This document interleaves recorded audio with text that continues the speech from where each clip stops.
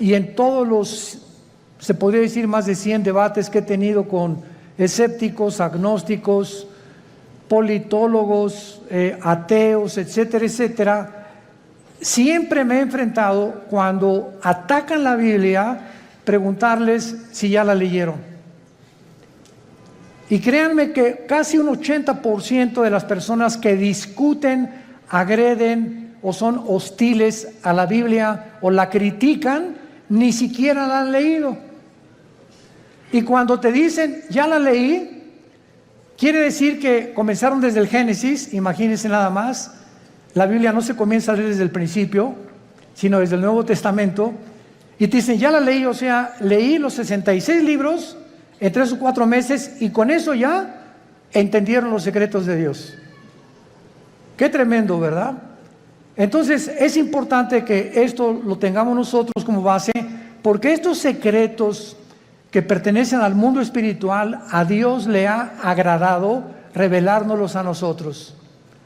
Cuando Jesús comenzó a hablar en parábolas, Mateo 13, Marcos capítulo 4, etcétera, etcétera, les dijo a ustedes, a los discípulos, a los que me siguen, les he dado a entender las cosas que estoy contando en las parábolas. Que el sembrador salió a sembrar, que el trigo, la cizaña, las aves del cielo, la tierra, etcétera, etcétera, que la gente ni siquiera entiende, tenían un trasfondo espiritual dado a los que siguen a Jesús. Entonces, si tú eres una persona, o los que nos escuchan, que quieres respuestas, por ejemplo, ¿por qué Dios permitió el mal en el universo? ¿Por qué, si Dios sabía que Adán y Eva iban a pecar, por qué los creó sabiendo como omnisciente que es Dios, etcétera, etcétera? No vas a tener respuestas hasta que comiences a seguir a Jesús, porque a Dios no le interesa enriquecer tu conocimiento intelectual, sino cambiar tu vida, transformar tu vida. Entonces les digo a los discípulos, ustedes que ya me siguen, a ustedes les voy a dar a revelar y a que entiendan, les voy a abrir el entendimiento para que comprendan las cosas que la gente común y corriente, por muy inteligente que sea, no las puede entender. El libro del Apocalipsis, que es el 66º libro de la Biblia, es un libro lleno de símbolos. Y todos estos símbolos que aparecen en el Apocalipsis aparecen en el Antiguo Testamento. Casi la mitad de las citas del Apocalipsis vienen del Antiguo Testamento.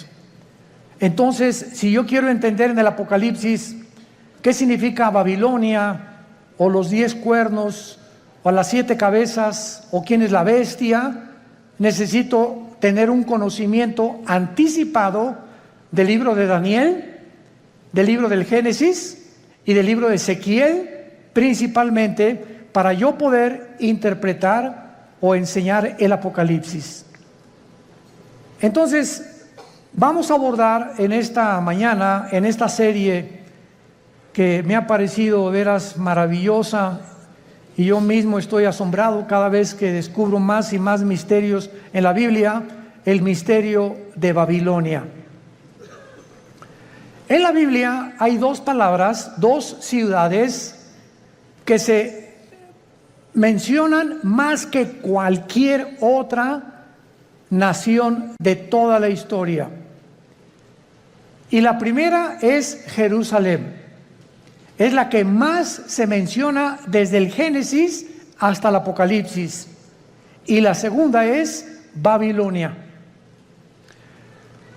Cuando la Biblia termina en el Apocalipsis mencionando a Babilonia, a una ramera que vamos a ver ahorita, por eso se le llama un misterio, porque es la madre de las rameras y de las abominaciones de la tierra.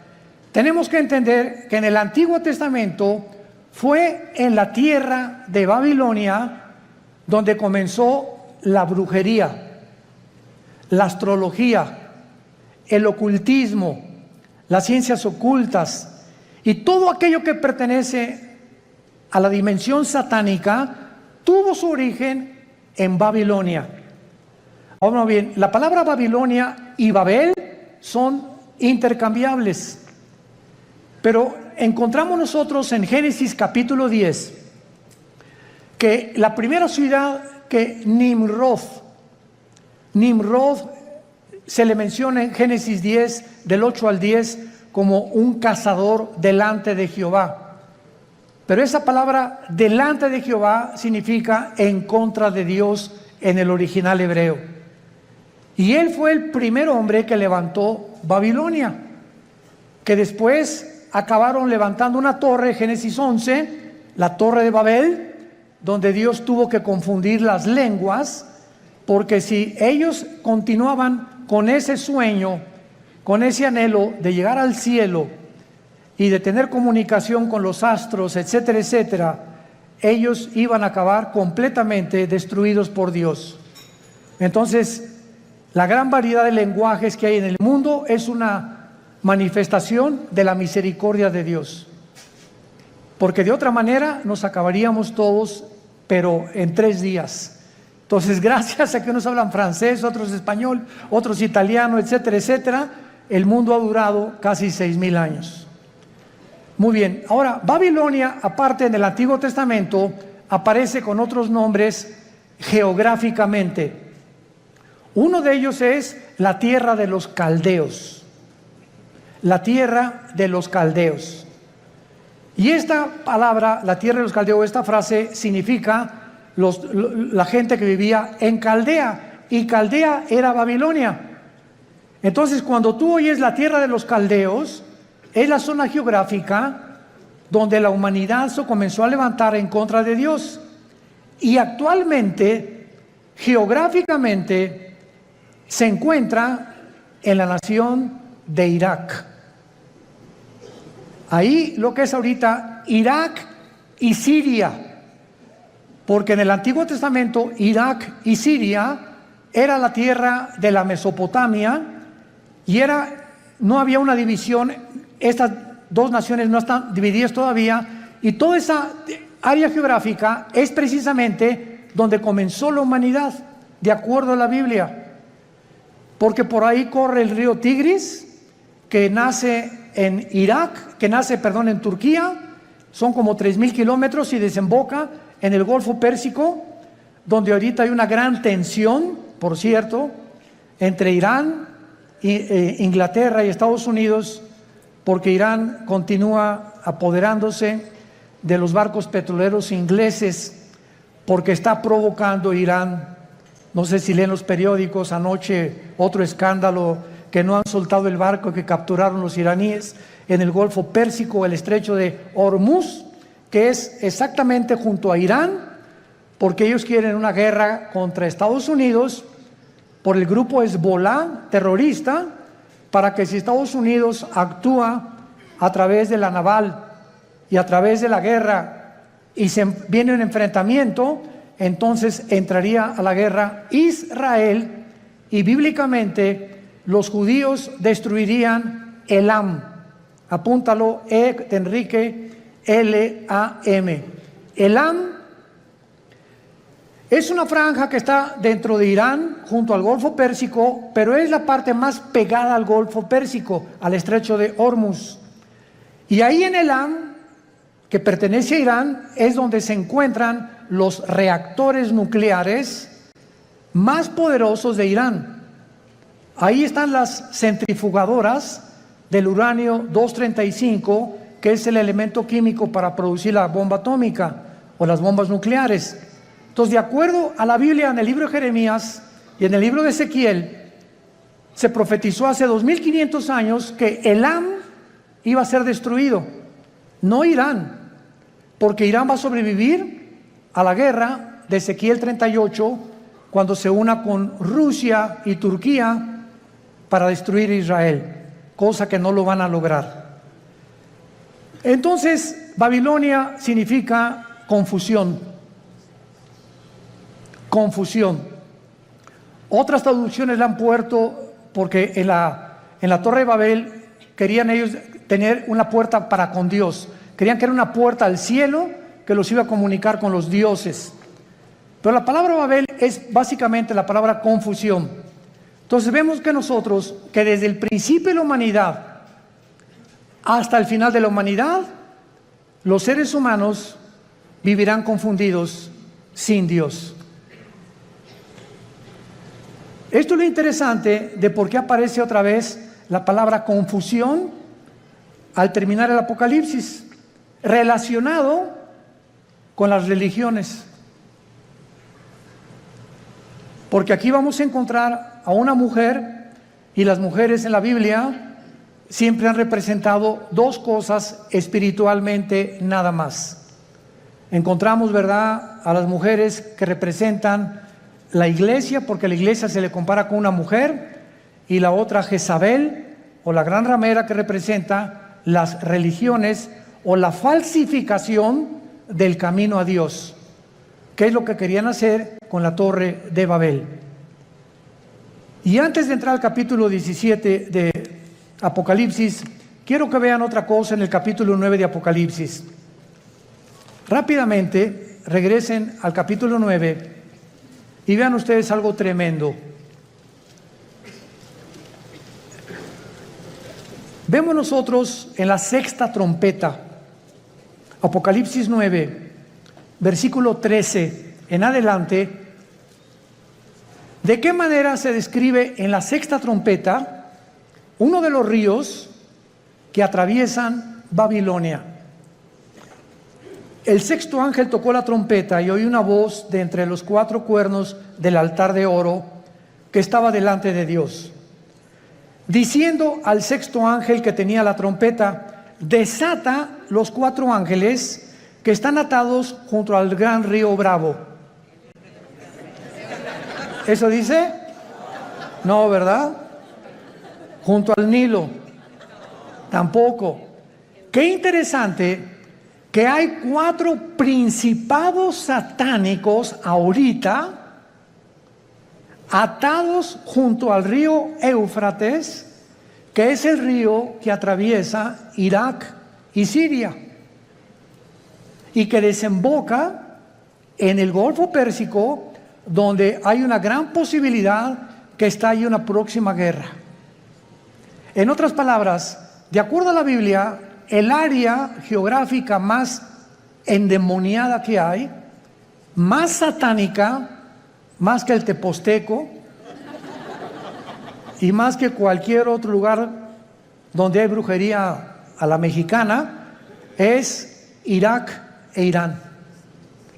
Ahí están cuatro principados atados, y dice la Biblia, y fueron desatados, versículo 15, los cuatro ángeles que estaban preparados para la hora, el día, el mes y el año, a fin de matar a la tercera parte de los ángeles.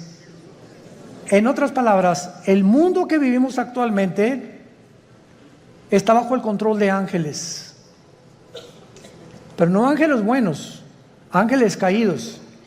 Y la Biblia nos corre las cortinas y nos muestra que en esta época que estamos viviendo, que ya se va a acabar, vamos a entrar a donde ya los ángeles caídos serán completamente derrotados, y entrará Cristo con la iglesia a gobernar el mundo por 1000 años, después la Nueva Jerusalén, después la eternidad. Pero dice Hebreos capítulo 2, Dios no sujetó el mundo venidero a los ángeles.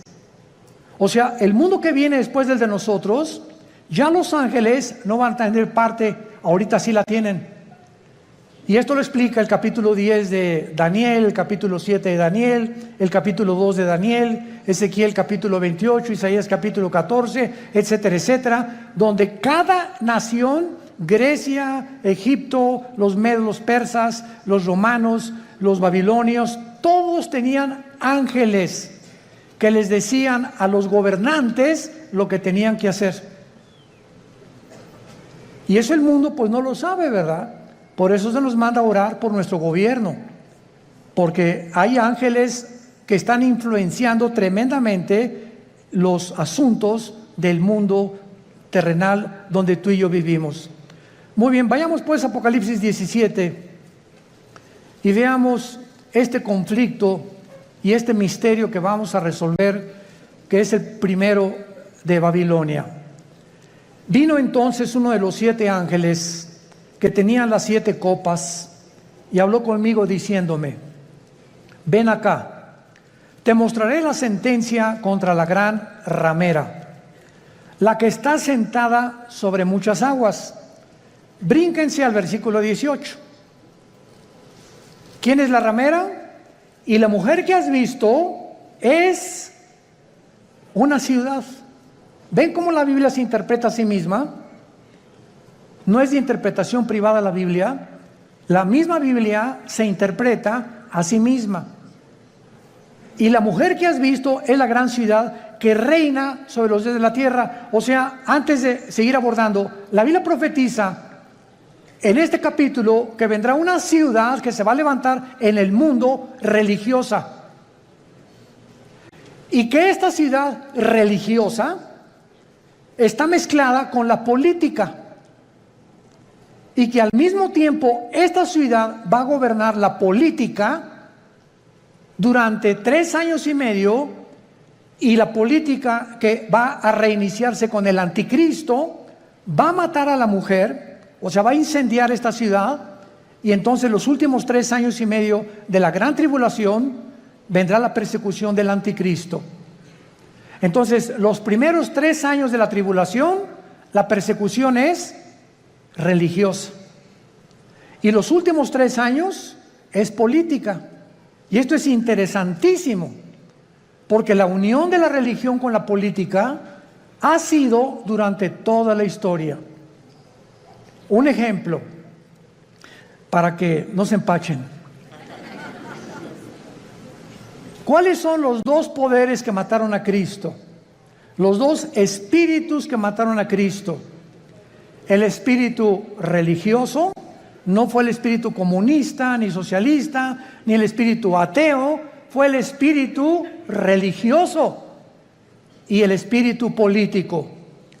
Cuando salió Pilato ante el pueblo, le gritaron los líderes religiosos: crucifícale. El poder religioso, representado por los fariseos, influyó en el poder político de Pilato. Él representaba como procurador, y Pilato se lavó las manos y dijo: es que yo no encuentro ningún mal en este hombre. Y entonces ellos comenzaron a gritarle: crucifícale, crucifícale y entréganos a Barrabás. Porque la costumbre era que cada Pascua se soltara a un preso político. Entonces vemos nosotros cómo el poder político cede a la presión del poder religioso, y entre los 2 se encargan de matar al Mesías del mundo. Y desde entonces, antes y por toda la historia, vemos todos los emperadores con brujos. Siempre los emperadores y los presidentes y los gobernadores siempre han tenido personas del mundo del ocultismo.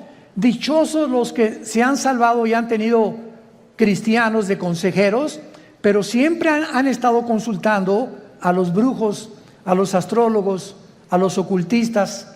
Los invitan a sesiones espiritistas para que invoquen espíritus, pero la unión entre el mundo religioso del oculto, lo vamos a descubrir. El mundo religioso pertenece al ocultismo. Se van a sorprender de muchas cosas, y por eso es tan satánico, porque es el que controla el gobierno político. Y así ha sido durante toda la historia. Y cuando el anticristo, antes de que él pueda tomar el poder del mundo, va a necesitar, Apocalipsis 13, al falso profeta. ¿Quién es el falso profeta? Va a ser un líder religioso que va a unir a todas las religiones del mundo en una sola. Y cuando ya el anticristo vea que ellos le pavimentaron el camino para que su gobierno político pudiera emerger, entonces el anticristo quema a esta ciudad donde se van a concentrar las religiones del mundo, y él se proclama, segunda de Tesalonicenses 2, 3 y 4, el único Dios, donde el mundo lo adora como adoraron a los césares romanos como dioses. te mostraré la sentencia contra la gran ramera. O sea, aquí hay un juicio contra una ciudad. Es lo primero que acabamos de despejar esta incógnita. Esta ramera representa a una ciudad que está sentada sobre muchas aguas. Las muchas aguas en la Biblia son las naciones, como lo interpretó el versículo 18. Y dice así, versículo 2, con la cual han fornicado los reyes de la tierra, y los moradores de la tierra se han embriagado con el vino de su fornicación. Este ángel viene para enseñarle a Juan un juicio, una sentencia que viene decretada del tribunal cósmico de Dios.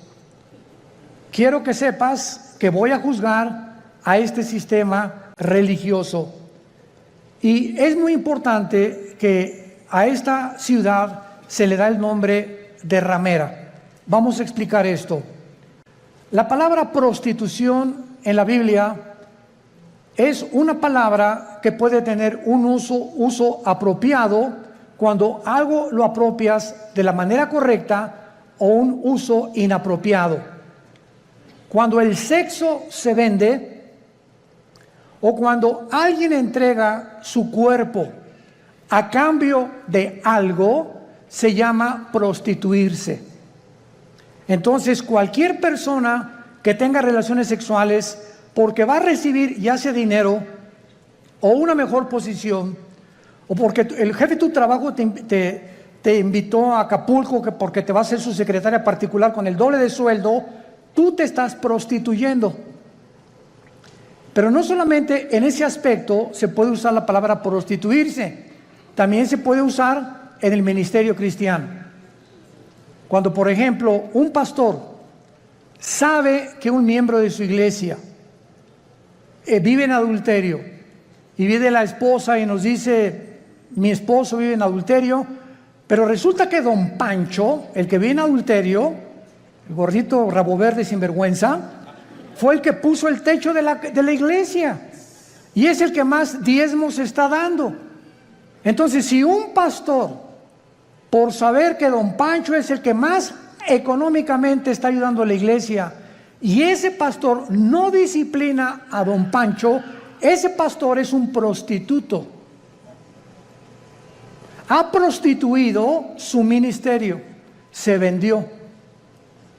¿Me van siguiendo?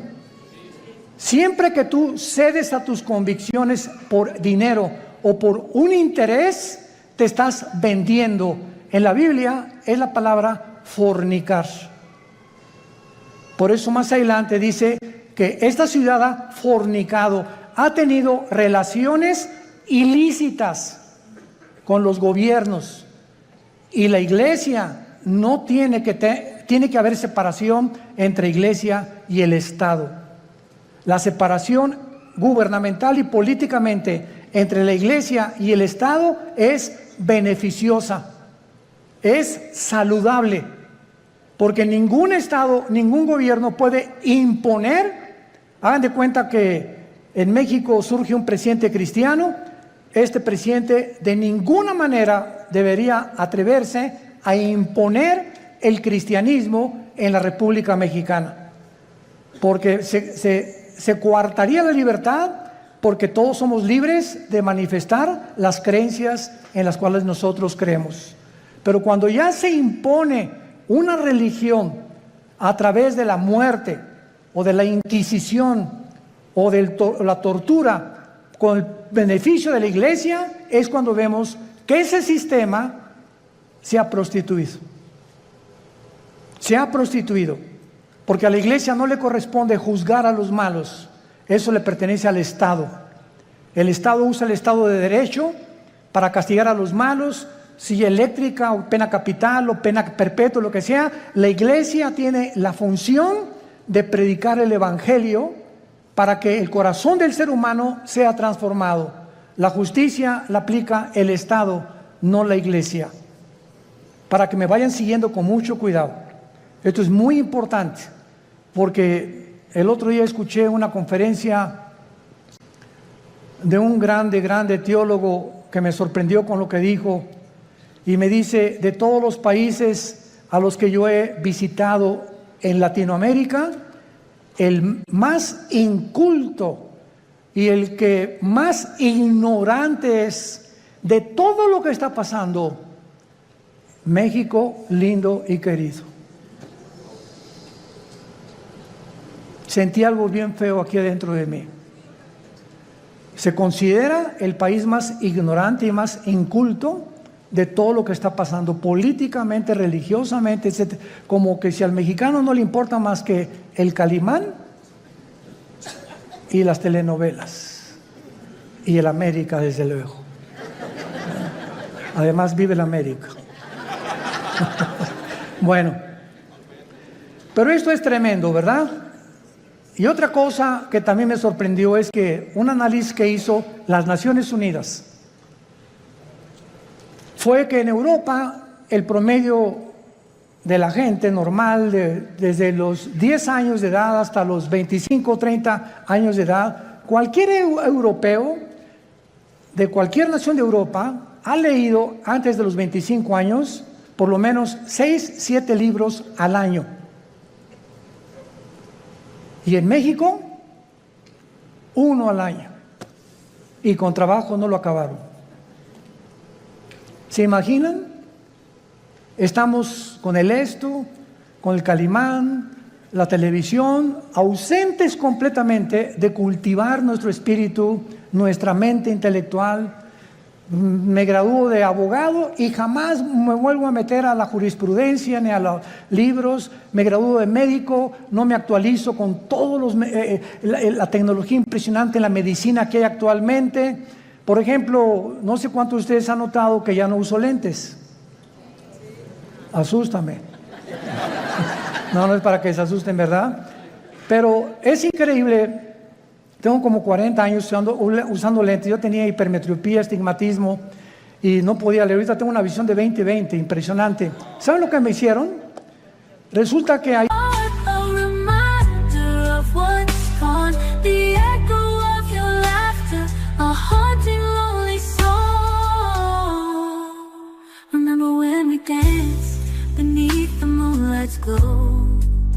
Whisper promises we never knew the depths of woe.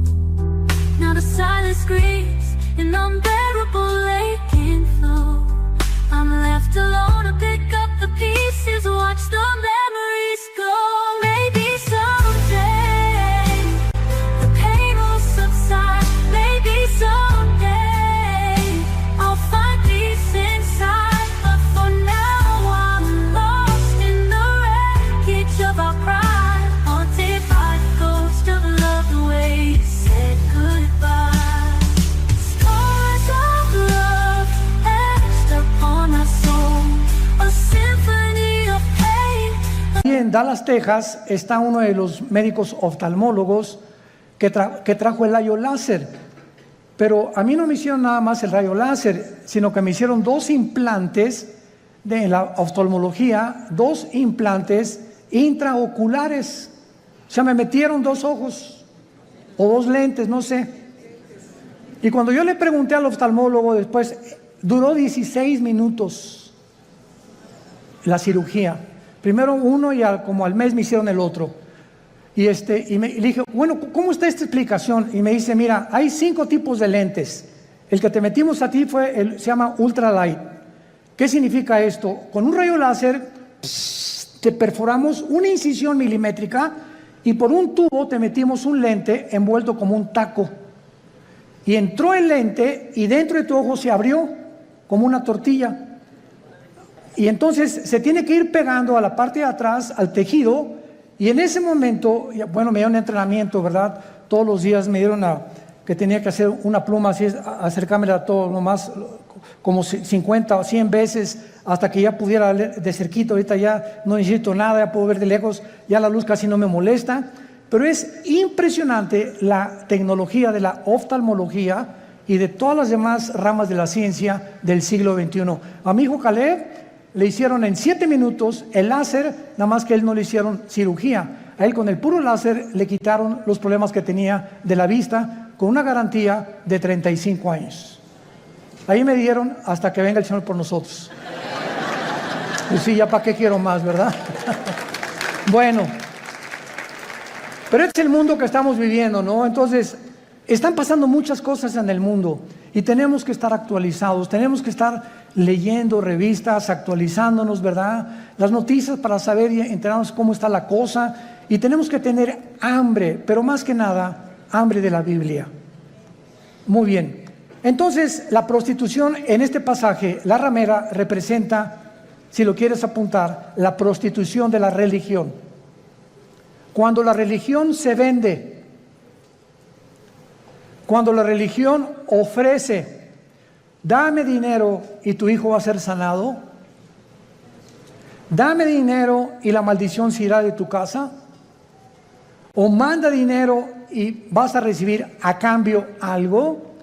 Esta religión está negociando la salud y se está prostituyendo. Porque la Biblia dice que Dios ama al dador alegre, no por necesidad, ni por coerción, ni por amenaza, ni porque si no mandas, la maldición de Tutankamén caerá sobre tu casa. Ahí es cuando vemos la prostitución de la religión. Hace poco acaban de capturar a un hombre, ¿verdad?, en Estados Unidos, líder de una secta que se llamó La Luz del Mundo en México, que no se imaginan ustedes, ¿verdad? No son millonarios, son multimillonarios. Y lo más asombroso es que el 70% de las gentes que van a estos millones de personas que pertenecen y el dinero que tienen, son gente humilde, son gente de pobres, o sea, de la clase indígena y de casi, como decía Cantinflas, desleídos y deslustrados. No son muchos profesionistas, ni mucho menos. Y estas personas, ¿verdad?, tenían comandos armados. Cuando ese hombre viajaba con guardaespaldas, con ametralladoras, etcétera, etcétera. Y llegó a convencer a la gente de que él era Dios. Y cuando él entraba a la iglesia había un trono literal, donde él se sentaba con muchachas junto y muchachas por acá a los lados, y entraba y lo comenzaban a adorar como Dios. En otras palabras, él estaba vendiendo, prostituyendo la religión. Y así hay cantidad de sectas, e inclusive se puede dar en iglesias cristianas. Cuando los líderes, vuelvo a repetir, por causa del dinero o por conveniencia del dinero, se venden y sus convicciones las crucifican para poder obtener lo que ellos están ofreciendo mediante milagros. Este es el problema de las religiones que se prostituyen. Muy bien. Y esto es lo que sucede en Apocalipsis 17, como lo vamos a ir viendo, una ciudad prostituta que ha fornicado, dice el versículo 2, con los moradores de la tierra. Y más o menos ustedes ya pueden irse dando cuenta de quién estamos hablando. La única, para que ustedes estén enterados, sin afán de ofender a nadie, la única religión que existe en el mundo, la única que tiene un lugar en las Naciones Unidas, es Roma. La única religión que durante 18 siglos en Europa no permitía que los reyes se casaran más que con los que ellos autorizaban.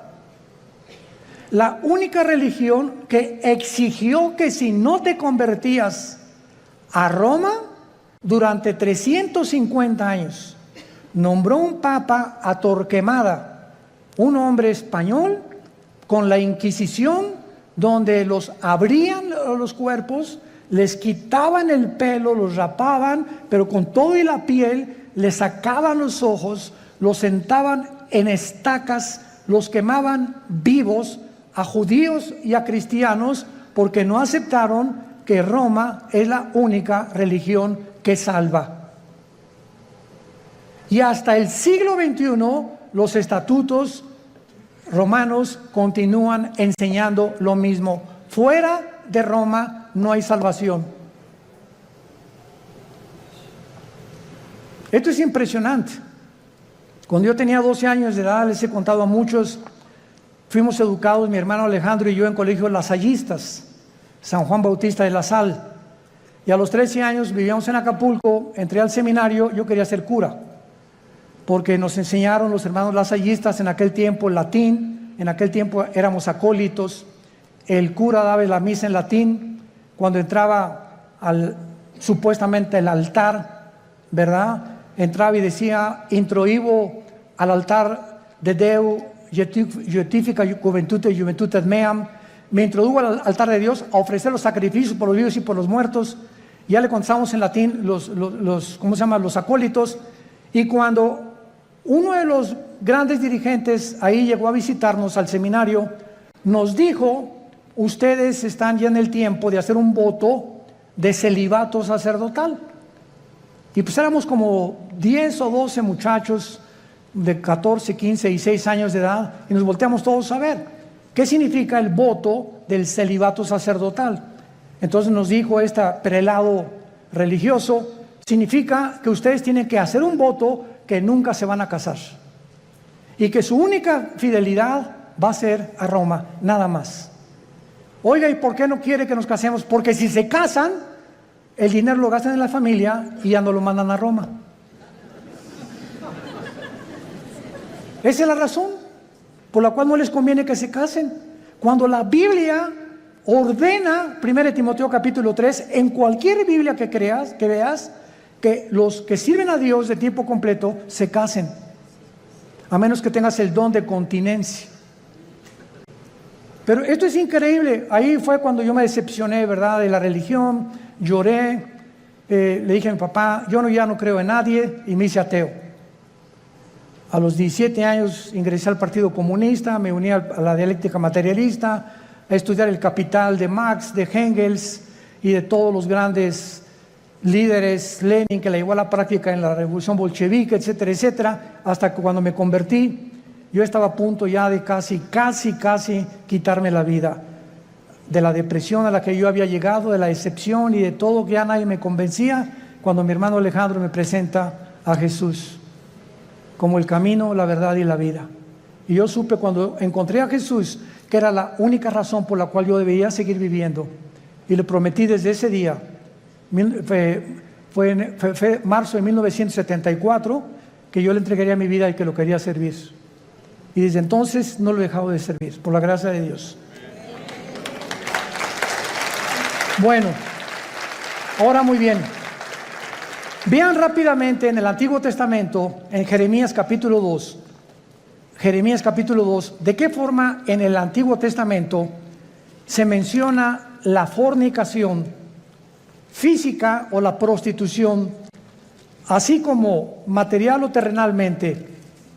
Una mujer se puede vender por dinero, la cual se le llama prostituirse, o un hombre también. Espiritualmente, Dios usa el mismo término. Cuando tú le dejas a Él por los ídolos, o cuando dejas a Dios por otras cosas más importantes que Él. Dice Jeremías capítulo 3.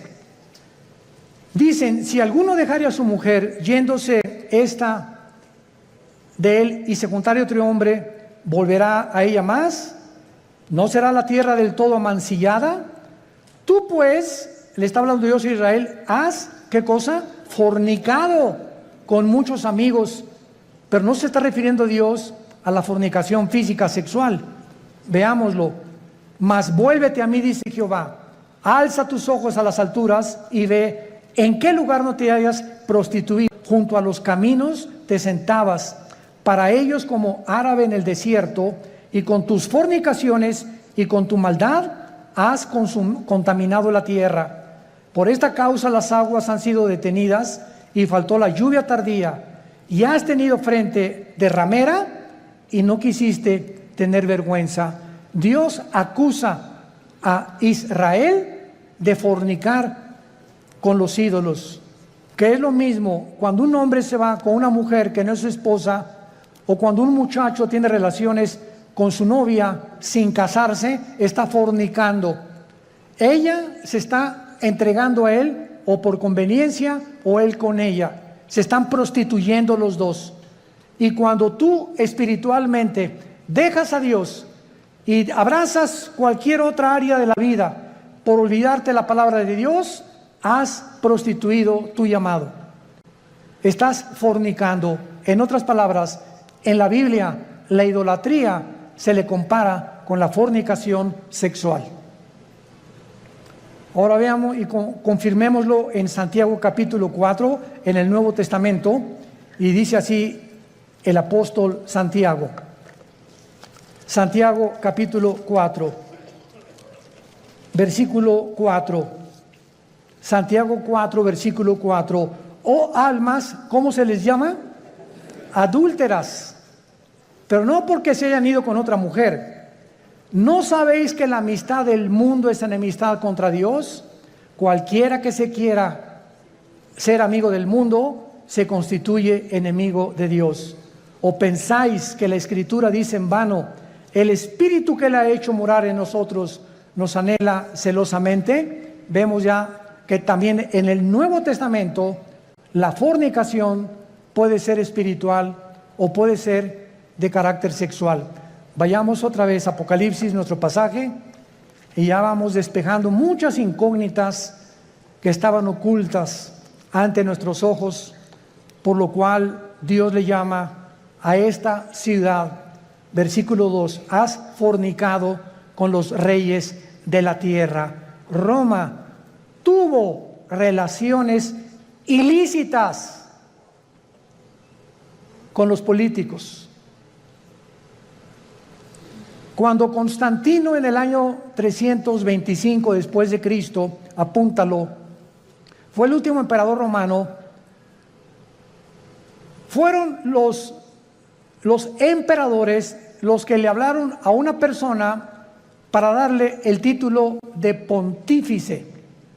Fue el primer título que se le dio a un dirigente en Roma. La palabra pontífice significa constructor de puentes en el latín. Constructor de puentes, o sea, vamos a nombrar a una persona, síganme con cuidado, que tenga relación con Dios y que nosotros a través de esa persona podamos comunicarnos con Dios. Cuando 350 años antes, la Biblia dice, porque no hay más que un solo mediador, Hechos 4:12, entre Dios y los hombres, Jesucristo. Entonces, Roma toma el lugar de Jesús y dicen que ellos a través actualmente de cualquier cura o cualquier padre te tienes que ir a confesar. Él te da una penitencia de, no sé, 30, 40 veces Marías o lo que tú quieras decir, y en ese momento tus pecados son perdonados. ¿Qué dice la Biblia? Que no tenemos ya a nadie desde Cristo a nuestros días a quien contarle nuestros pecados más que a Jesucristo, hombre. Primera de Juan 1, 8 y 9. Si confesamos nuestros pecados, Él es fiel y justo para perdonarnos y limpiarnos de toda maldad. ¿Se dan cuenta cómo cuando comenzamos a estudiar se nos comienzan a caer las vendas? Pero cuando el mexicano o el latinoamericano no quiere estudiar y no quiere leer, te puedes quedar 20, 30 años y te encierras en una cárcel de religión. No, yo estoy bien, y ahí tienes enfrente la luz y te niegas a verla, porque puede más tu orgullo religioso que la verdad. Juan capítulo 3, y esta es la condenación, que la luz vino al mundo y los hombres amaron más las tinieblas que la luz, porque sus obras eran malas. Muchos no quieren venir a la luz, no porque no puedan, sino porque no les conviene. Prefieren permanecer en esa cárcel que salir de esa cárcel y servir al Dios vivo y verdadero. Veamos ahora en segundo lugar que dice el versículo 2, que esta relación ilícita que le llama fornicar con los reyes de la tierra, o sea, una relación política religiosa que no debe existir. Los moradores de la tierra se han embriagado con el vino de su fornicación. La palabra embriagarse, ustedes saben, es emborracharse, pero no con tequila herradura, ni con mezcal, sino aquí también se usa en el sentido que la religión embriaga a las personas, las emborracha, les nubla el entendimiento y los convierte en ovejitas con un pastor ciego. Entonces, cuando tú estás en algún movimiento religioso y abundan en el mundo entero y no entiendes, ni lees, ni conoces, sigues como borrego, simplemente porque pues ahí va tu familia, o porque ahí van tus amigos, o porque te cautivó esa persona que se dicen dioses, etcétera, etcétera, estás como borracha. Caes en una trampa tremenda. ¿Se acuerdan de Jim Jones?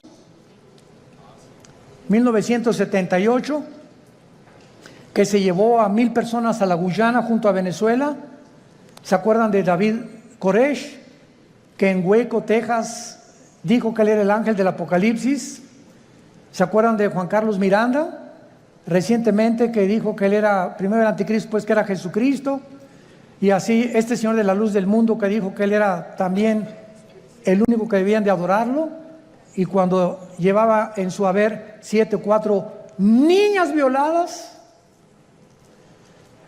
¿Qué le pasa al mundo? Te puedes preguntar, ¿no? O sea, qué fácil somos engañados. Qué fácil es caer en una secta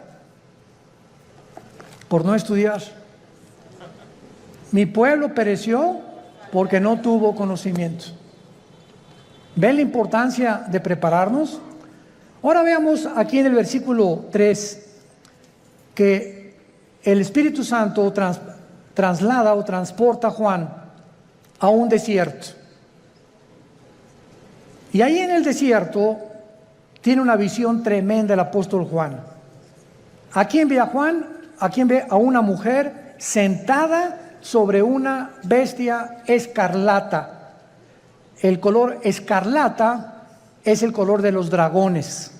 Es un color rojizo, que es el color que se asocia con la sangre, con la guerra y también con Satanás. Entonces vemos ahí una mujer sentada o montada sobre una bestia escarlata. Y esta bestia tenía llena de nombres de blasfemia, que tenía 7 cabezas y 10 cuernos. Nuestro paso actualmente ahorita es tratar de descifrar qué significa la mujer sentada sobre esta bestia. Muy bien, esta bestia en el versículo 8 nos da la interpretación.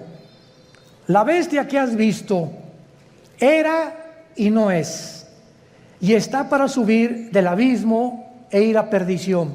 Número 1, esta bestia es el nombre que el Espíritu Santo le da a una imagen o a un principado satánico que ya había existido antes en el mundo.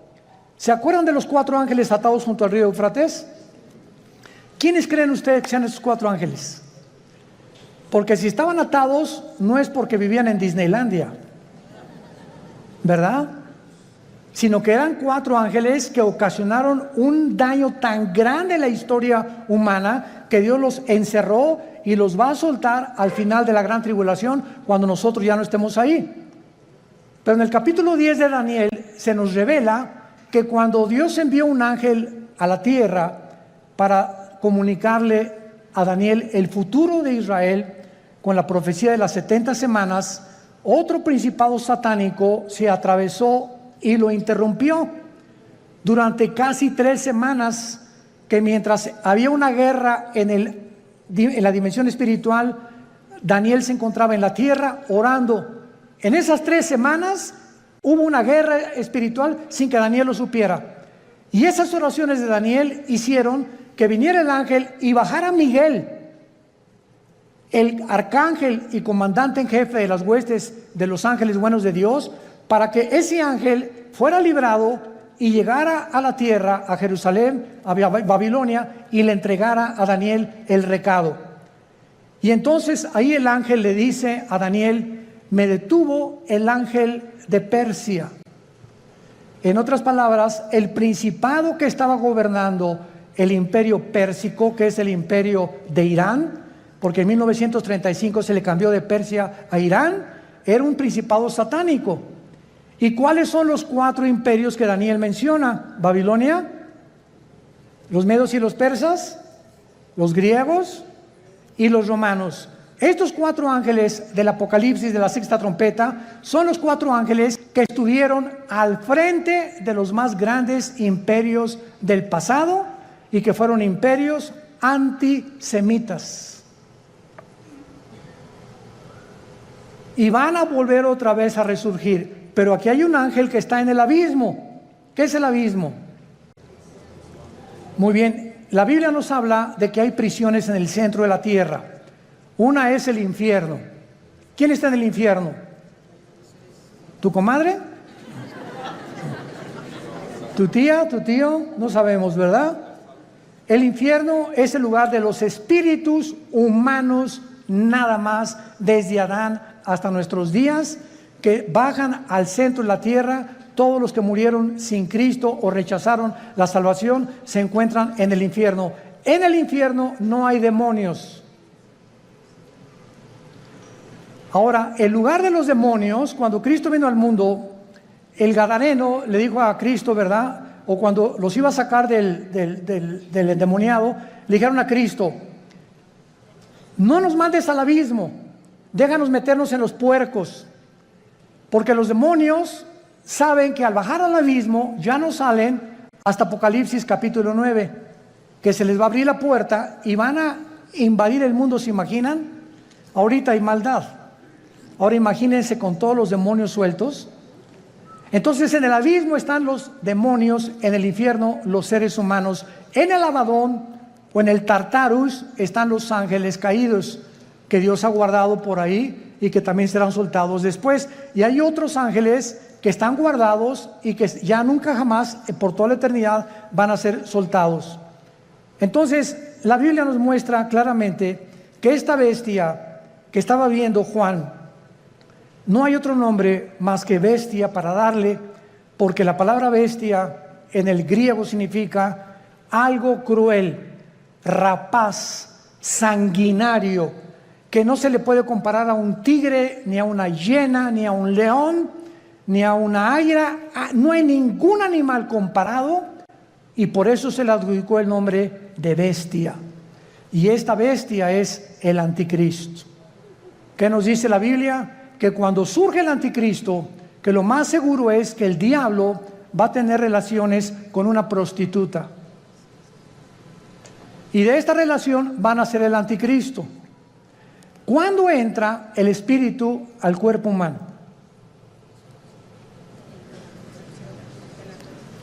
Cuando mi papá se juntó con mi mamá, el cromosoma Y de mi papá se juntó con el óvulo de mi mamá, doble X, se formó una célula de 46 cromosomas que le llaman el cigoto o el cigote, ¿verdad? Y después ahí es el feto y ahí se va formando la criatura. La pregunta es la siguiente: ¿cuándo entra el alma humana o el espíritu al cuerpo humano? Esta pregunta ha hecho que los mismos científicos estén debatiendo actualmente cuándo se aborta y cuándo no se aborta. No hay ningún médico, ningún doctor, ningún genetista, ningún ginecólogo, nadie que te pueda decir cuándo comienza la vida. Y por eso se ha dado especulaciones. No, puedes abortar a las 3 semanas, a los 2 meses, al mes. Y las leyes en diferentes naciones cambian de acuerdo a la perspectiva y la opinión de tales o cuales médicos.